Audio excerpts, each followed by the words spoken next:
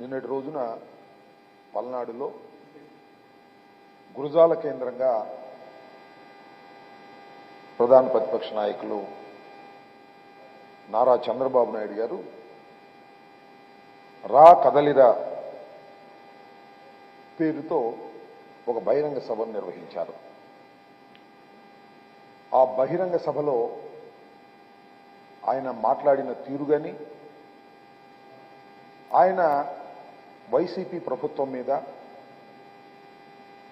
ఈ 7 నియోజకవర్గాల్లో పల్నాడులో ఉన్నటువంటి 7 నియోజకవర్గాల్లో ఉన్నటువంటి శాసనసభ్యుల మీద, జగన్మోహన్ రెడ్డి గారి మీద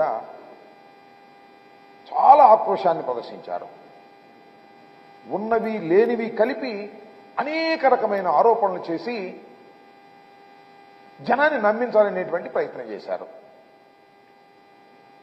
ఆయన ఉపన్యాసం మొత్తంలో నేను 14 సంవత్సరాలు ముఖ్యమంత్రిగా చేశాను, ఈ 14 సంవత్సరాల కాలంలో ఈ పలనాడుకు ఈ కార్యక్రమాలు చేశాను, వైఎస్ఆర్ కాంగ్రెస్ పార్టీ ఈ కార్యక్రమాలు చేయలేదు, నాది బెటర్ అయిన ప్రభుత్వం, 14 సంవత్సరాలు పరిపాలించినటువంటి ప్రభుత్వం చాలా బెటర్గా పరిపాలన చేసింది, 5 సంవత్సరాలు చేసినటువంటి పరిపాలన బాగోలేదు అని కంపేర్ చేసి మాట్లాడేటటువంటి మాట ఒక్కటి కూడా మాట్లాడాల. పల్నాడు అభివృద్ధి గురించి మాట్లాడుతూ ఒరికి పూడిసెల తాను వస్తే పూర్తి చేస్తాడట, అలాగే పల్నాడుకు కావలసినటువంటి వాటర్ని స్కీమును తీసుకొచ్చి చేస్తాను అనేటువంటి మాటలు మాట్లాడారు. నేను అడుగుతా ఉన్నా, ఏమయ్యా చంద్రబాబు నాయుడు గారు, ఒరికి పూడిసెలు ఇవాళ వచ్చిందా నిన్న వచ్చిందా? నువ్వు అనేక సార్లు శంకుస్థాపన చేశావే, మీ అబ్బాయి కూడా వెళ్ళి శంకుస్థాపన చేశాడే, 14 సంవత్సరాల్లో నీకు ఒరుగు పూడిసెలు గుర్తురాలా? అలాగే పలనాడు డ్రాట్ మిటిగేషన్కి సంబంధించినటువంటి స్కీమ్ నీకు గుర్తురాలా? అవన్నీ మళ్ళా ఎన్నుకుంటే ఇవన్నీ చేస్తాననేటువంటి ఒక అభూత కల్పనలు కల్పించేటటువంటి ప్రయత్నం చేశారు. దానితో పాటు నాకు చాలా చిత్రం వేసింది ఏంటంటే, అందరి జాతకాలు రాస్తున్నాడట చంద్రబాబు నాయుడు గారు. అందరి జాతకాలు అంటే ఈ శాసనసభ్యులు ఉన్నారు, 7 శాసనసభ్యుల జాతకాలు కూడా రాస్తున్నాడట. ఆ రాయడం కూడా చిత్రగుప్తులాగా రాస్తున్నాడట. నాకు అర్థం కాల. ఈయనేమో చిత్రగుప్తుడు చిత్రాలు రాస్తాడు, వాళ్ళ అబ్బాయి ఏమో రెడ్డి పుస్తకం రాస్తాడు. ఏం చేసుకుంటారా ఈ పుస్తకాలు రాసి మీరేమన్నా అధికారం మీది మునిగిపోతున్నటువంటి పడవ అనేది అందరికీ అర్థమవుతుంది. నిన్న నీ ఉపన్యాసం మొత్తం వింటే మునిగిపోతున్న పడవని ఏ విధంగా కాపాడుకోవాలనేటువంటి తాపత్రయమే మీలో కనిపిస్తుంది తప్ప మళ్ళా తిరిగి అధికారంలోకి వచ్చేటటువంటి లక్షణాలు ఉన్నటువంటి రాజకీయ పక్షంగా మీకు కనిపించడం లేదు. 14 సంవత్సరాలు ఏం చేశావు? ఈ రాష్ట్రంలో ఏ గ్రామం వెళ్తే ఇదిగో నేను ఇది చేశానని చూపించగలమంటే దానికి సమాధానం లేదు. లేనిపోయినటువంటి ఒక అభూత కల్పనలు సృష్టించుకొని ఇక్కడ ఉన్న వాళ్ళందరూ కూడా దుర్మార్గులట. 7 పిన్నెల రామకృష్ణారెడ్డి గారు మారీసుడంట, ఆయన మార్చమంటున్నాడు. ఆయన మార్చు దమ్ముంటే అన్నాడు. మార్చదయ్యా, దమ్ముంటే ఓడించు, నీకు ఆ దమ్ముందా అని అడుగుతా ఉన్నా. ఆయన దుర్మార్గుడు, దుష్టుడు, మారీసుడు ఇలాంటి పేర్లు రాక్షస పేర్లు పెడుతున్నావు కదా, నీకు అసలు దమ్ముంటే ఓడించే దమ్ము నీకున్నా అని అడుగుతా ఉన్నా. భయపడుతున్నావు. పిన్నెల రామకృష్ణారెడ్డి గారు అంటేనే భయపడేటటువంటి పరిస్థితి. ఎందుకంటే ఇంతవరకు ఓటమి ఎరుగనటువంటి వ్యక్తి. ఆయన గురించి అవాకులు చవాకులు మాట్లాడుతున్నావు. కాసు మహేష్ గురించి మాట్లాడుతున్నావు. కాసు మహేష్ ఇవాళ కొత్తగా రాజకీయాల్లోకి వచ్చినటువంటి వ్యక్తి కాదని మనం చేస్తున్నాం. వారి కుటుంబం, వారి తాతగారు, వాళ్ళ నాన్నగారు ఈ రాష్ట్రంలో అనేకమైనటువంటి పదవులను నిర్వహించి రాష్ట్రానికి మేలు చేసినటువంటి వ్యక్తులు. మరి ఆయన మీద ఓడిపోయిన గురించి చెప్పలేమని నువ్వు? మా ఊళ్ళైతే పగలు తీసి పారేస్తారు, 5 సంవత్సరాలు ఇంత బ్రహ్మాండంగా చేసిన ఒక మాట చెప్పు. రజనీ గారి గురించి చెప్పావు, రజనీ గారి మీద ఓడిపోయిన ఆయన గురించి చెప్పు. లేదు శంకరరావు గారి గురించి, ఇసుక గురించి శంకరరావు గారి గురించి మాట్లాడావు, శంకరరావు గారి మీద ఓడిపోయిన ఆయన గురించి చెప్పు. వీళ్ళేం పగలు తీశారు, 5 సంవత్సరాల పరిపాలనలో ఏం చేశారు ఒకసారి గుర్తించుకోమని మనం చేస్తున్నా. నువ్వు చెప్పకపోయినా రాష్ట్ర ప్రజానీకానికి మనం చేస్తున్నా, లేదంటే ఆయా నియోజకవర్గాల్లో ఉన్నటువంటి ప్రజలకు మనం చేస్తున్నా. శంకరరావు గారి మీద ఓడిపోయినైనా, లేదు కాసు మహేష్ గారి మీద ఓడిపోయినైనా, చిలకూరుపేటలో రజనీ గారి మీద ఓడిపోయినైనా ఎంత బ్రహ్మాండంగా 5 సంవత్సరాలు పరిపాలన చేశారో నేను ప్రత్యేకంగా చెప్పాలని అడుగుతా ఉన్నా. ఒక్కసారి జ్ఞప్తికి తెచ్చుకోండి, ఒక్కసారి నెమరు వేసుకోండి, ఎంత దుర్మార్గమైనటువంటి పరిపాలన చేశారో. అందుకే చిట్టుగా అడుగుతారు. 7 నియోజకవర్గాల్లోనూ 7 తెలుగుదేశం అభ్యర్థుల్ని ఓడించి వైఎస్ఆర్ కాంగ్రెస్ పార్టీ అభ్యర్థుల్ని గెలిపించినటువంటి ఘనత రాయలసీమ ఈ పల్నాడుకు దక్కుతుందని మనం చేస్తున్నాం. నా గురించి కూడా మాట్లాడాడు, ఆరోపణ చేయలేదు. నేను అంబోధురాబాబు కొత్తగా మాట్లాడటం కాదు, అది కూడా ఎందుకు మాట్లాడాడో నాకు తెలియదు. ముందు మాట్లాడలా, మర్చిపోయినా అన్నాడు. కింద నుంచి వస్తున్నారు, రాంబాబు గురించి మాట్లాడాడు, రాంబాబు గురించి మాట్లాడాడు. అంబటి రాంబాబు నడుస్తున్నారు. మీ సభలోనే నా గురించి అరుస్తున్నారంటే నాకున్న ప్రాధాన్యత ఏంటో నేను ప్రత్యేకంగా చెప్పవలసిన అవసరం లేదని మనం చేస్తున్నాం. అప్పుడు గుర్తొచ్చింది అంబటి రాంబాబు, ఆంబోతు రాంబాబు. నన్ను ఆంబోతు అన్నప్పుడల్లా నేను అంటూనే ఉంటా, దాని ఏం సందేహం లేదు. మరొక్కసారి అంటున్నా, చంద్రబాబు నాయుడు గారు నన్ను ఆంబోతు అంటున్నావు, రంకెలేస్తున్నానంటున్నావు. నిన్నేమనాలయ్యా, చెప్పా కదా స్టాండర్డ్ డైలాగ్. ఆంబోతులకు ఆవుల్ని సప్లై చేసి రాజకీయంగా ఎదిగినటువంటి వ్యక్తివి నారా చంద్రబాబు నాయుడు గారు, గుర్తుపెట్టుకోమని మనం చేస్తున్నా. ఇలా పదే ఆంబోత్ అంటే ఏ ఆంబోతుకు ఏ ఆవుని సప్లై చేసావో కూడా చిట్టా తీస్తా జాగ్రత్త అని మనం చేస్తున్నా. అది కూడా చేసి అడ్రస్తో సహా చెప్తే నువ్వు మళ్ళా ఏడవలసి వస్తుందయ్యా చంద్రబాబు నాయుడు గారు. మాట్లాడేటప్పుడు కాస్త నాలికను కంట్రోల్ చేసుకుని మాట్లాడు. అనుభవం ఉన్నటువంటి వ్యక్తివి కదా, 40 సంవత్సరాల రాజకీయ జీవితాన్ని ఉంది నీకు, 14 సంవత్సరాలు ముఖ్యమంత్రిగా ఉన్నావు. నా గురించి మాట్లాడేటప్పుడు మైండ్ యువర్ కంట్రోల్, మైండ్ పెట్టుకుని మాట్లాడాల్సినటువంటి అవసరం ఉంటుంది. ఆంబోతు వెంకటేశ్వర ఆపేస్తాడు. ఆపే దమ్ముంటే చూస్తాను నేను. నీ దగ్గర దమ్ముంటే ఆపని అడుగుతా ఉన్నా. యు ఆర్ అ చీటర్, 420 మోసగాడిని. రాష్ట్ర ప్రజల్ని మోసం చేశావు, ఎన్టీ రామారావుని మోసం చేశావు, తెలుగుదేశాన్ని మోసం చేశావు, నీ బంధువుల్ని కూడా మోసం చేసినటువంటి 420 వ్యక్తిని నువ్వు ఇవాళ మాట నీ నూకలు చెల్లే రాజకీయంగా. ఇంకా ఈ రాష్ట్రంలో నీకు భవిష్యత్తు లేదు, నీ పార్టీకి భవిష్యత్తు లేదు. అందువల్ల పెద్ద నేను కాదు వెంకటేశ్వర, ఇన్ని వెంకటేశ్వర బాబు శంకర్రావు అంటాడు. తమ్ముళ్ళు శంకర్రావు ఇసుగా కాజేస్తున్నాడు, శంకర్రావు ఇసుగా కాజేస్తున్నాడా? ఏం పోయేగానే వచ్చిందని నాకు అర్థం కాలేదు. ఇలాంటి తప్పుడు ఆరోపణ చేసేటటువంటి కార్యక్రమాన్ని నువ్వు చేస్తున్నావు. ఇది మంచిది కాదని కూడా ఈ సందర్భంగా నేను మనవి చేస్తున్నాను. నువ్వు చాలా సందర్భాల్లో చాలా విషయాలు మాట్లాడావు, ఇప్పుడు కూడా అదే విషయాలు మాట్లాడుతూ ఉన్నావు. ఏమిటంటే కోట్ల శివప్రసాద్ గురించి మాట్లాడారు. సరే, ఆయన నా మీద పోటీ చేసి ఒకసారి గెలిచాడు, రెండవసారి అందరితో పాటు ఏడుగురితో పాటు ఆయన ఓడిపోయాడు. ఎస్, ఇక్కడ నేను మనం చేస్తున్నా. రాష్ట్ర ప్రజానీకాన్ని, పలనాడు ప్రజానీకాన్ని మనస్ఫూర్తిగా అడుగుతున్నా, కోడెల శివప్రసాద్ గారు ఆత్మహత్య చేసుకోవడానికి, మరణించడానికి ఎవ్వరు కారణం?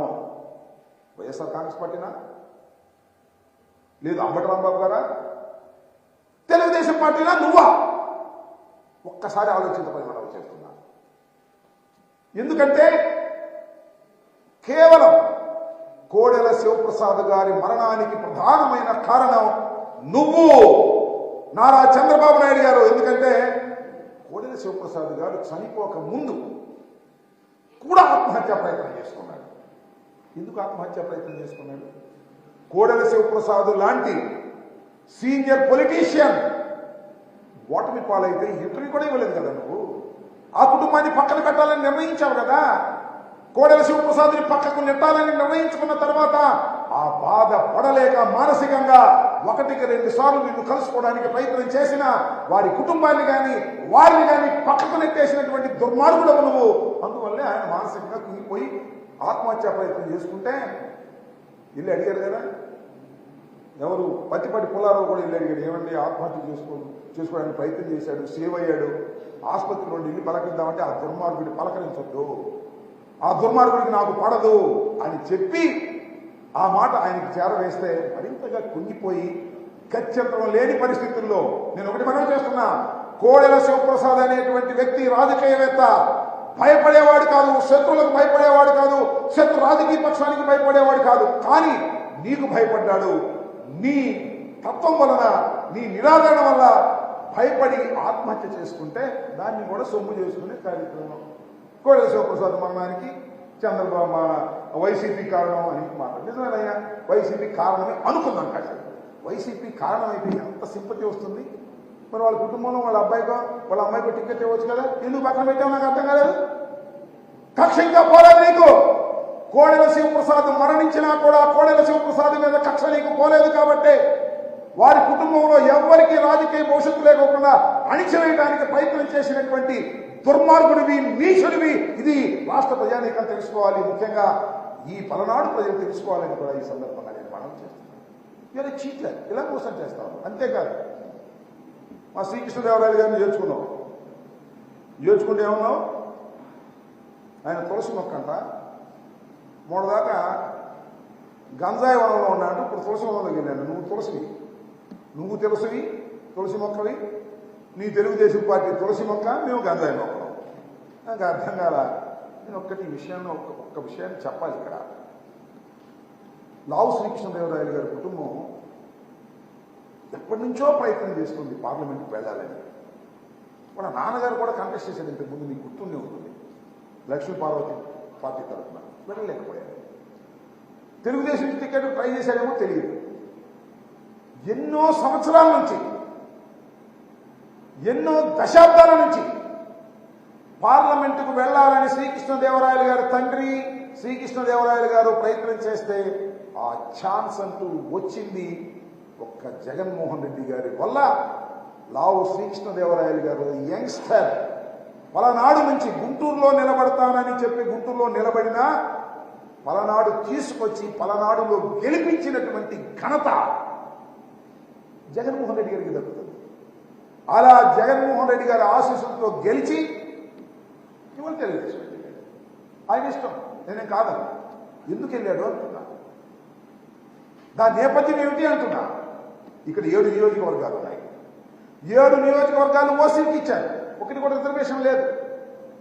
ఈసారి ఇది బీసీకి ఇవ్వడం ధర్మంగా ఉంటుందని జగన్మోహన్ రెడ్డి గారు భావించి శ్రీకృష్ణదేవరాయలు గారు మీరు గుంటూరు వెళ్ళండి, ఇక్కడ బీసీకి ఇద్దాం, యాదవ్కి ఇద్దాం అని చెబితే అడ్జస్ట్ కాలేకపోయారే. అడ్జస్ట్ కాకుండా గుంటూరు వెళ్ళి పోటీ చేయి, దాని గుర్తు మీద లేదు నేను ఇక్కడే పోటీ చేస్తాను మొందుకేసి తగాదా పడి పార్టీ మారిన విశ్వాసఘాతకుడు శ్రీకృష్ణదేవరాయలు గారిని మనం చేస్తున్నాం. ఇవాళ మళ్ళీ రోజు పోటీ చేస్తున్నాం. ఇక బీసీల ఓటు అడిగే హక్కు ఆ విశ్వాసఘాతకుడైనటువంటి శ్రీకృష్ణదేవరాయలు గారికి లేదు. రాసుకోమని సందర్భంగా మనం చూస్తున్నాం. అంతేకాదు పాపం మా జంగా కృష్ణమూర్తి గారు వైఎస్ఆర్ కాంగ్రెస్ పార్టీ పెట్టినప్పుడు, రాజశేఖర్ గారు మరణించినప్పుడు జంగా కృష్ణమూర్తి గారు జగన్మోహన్ రెడ్డి గారు వెంట నడిచాడు.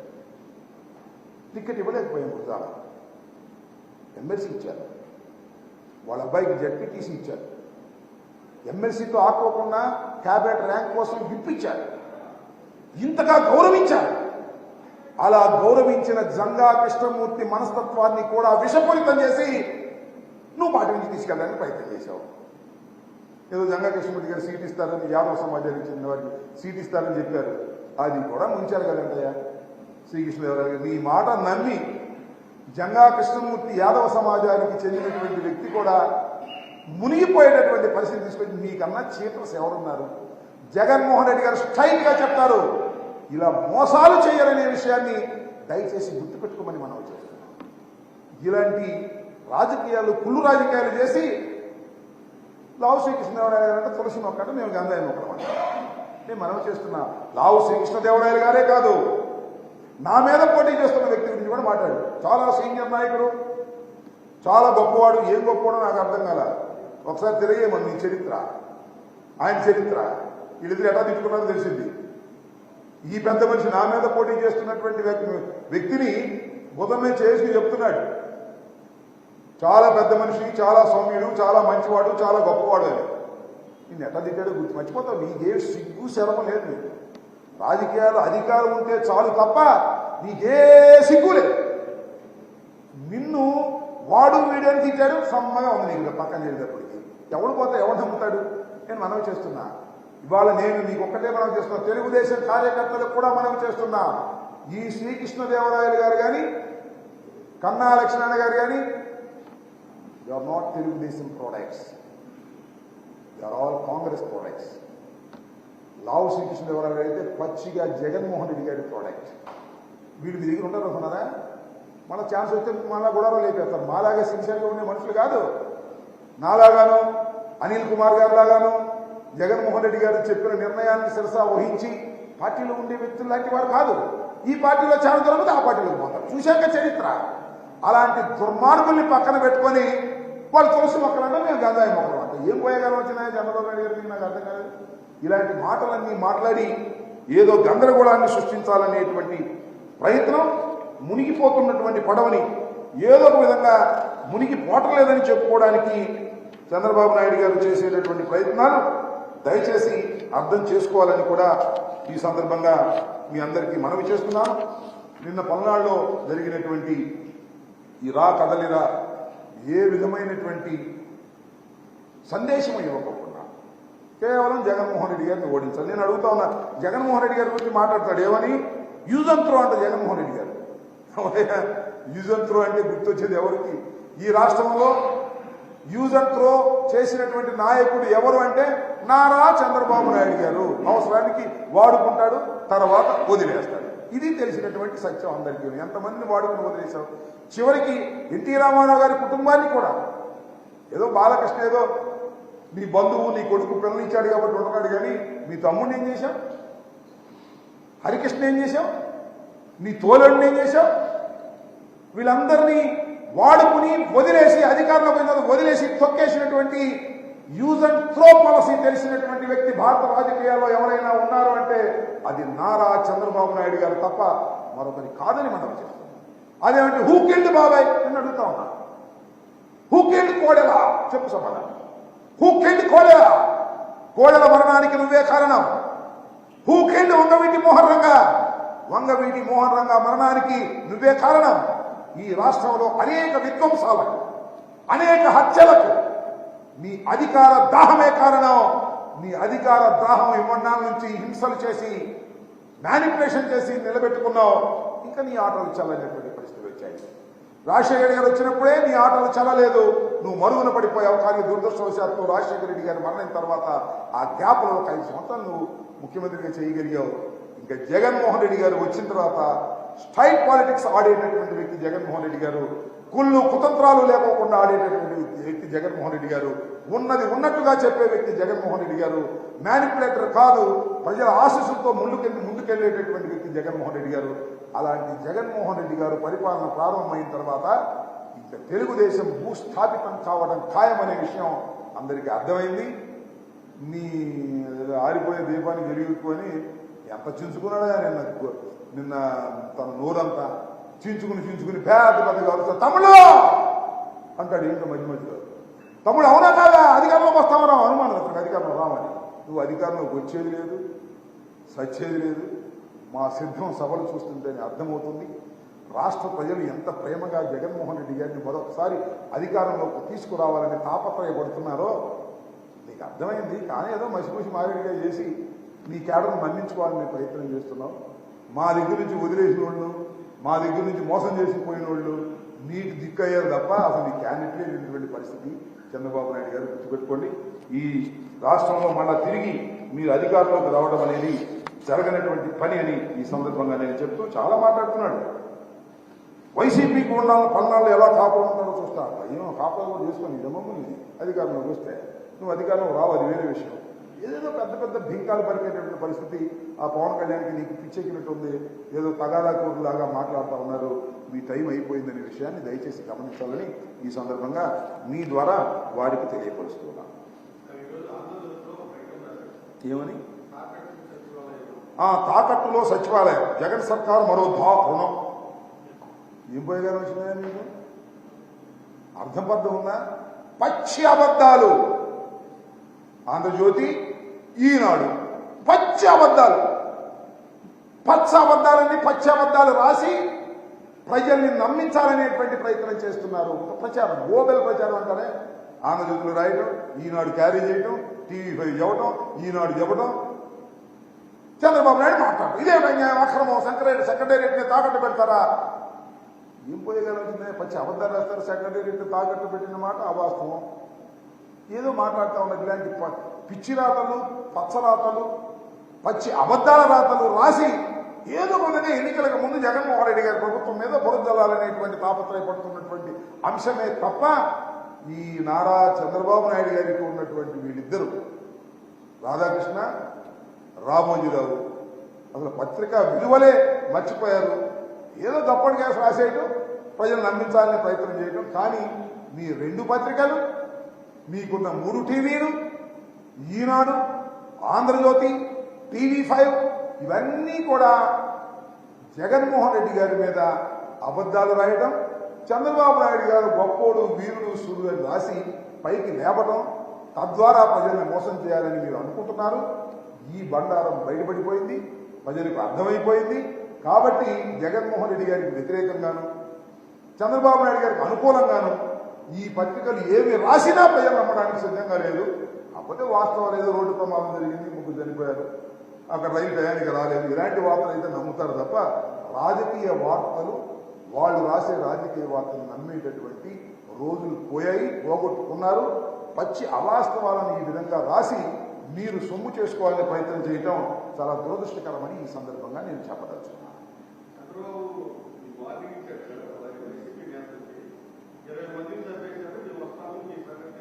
ఏమంటాడు?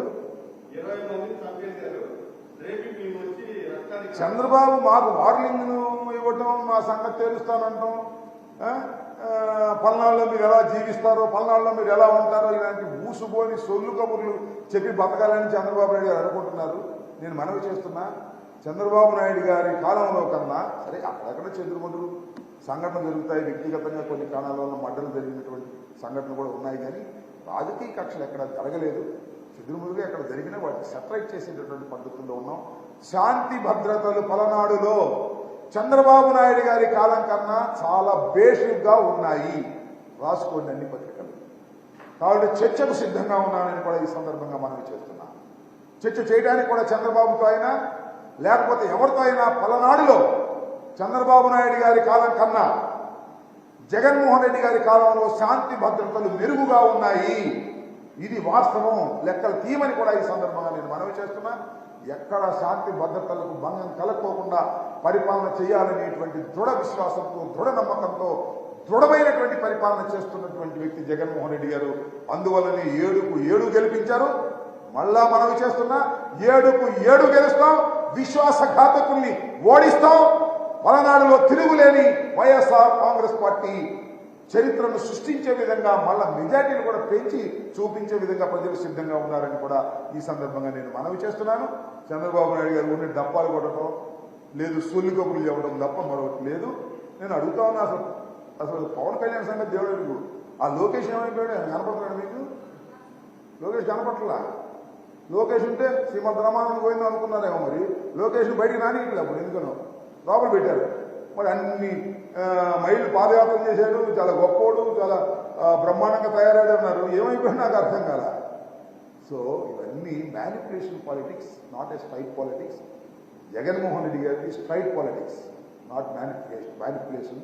ఏది మనసులో ఉంటే అది చెప్తాడు, చెప్పింది చేస్తాడు, చేసి నిరూపించుకున్నాడు.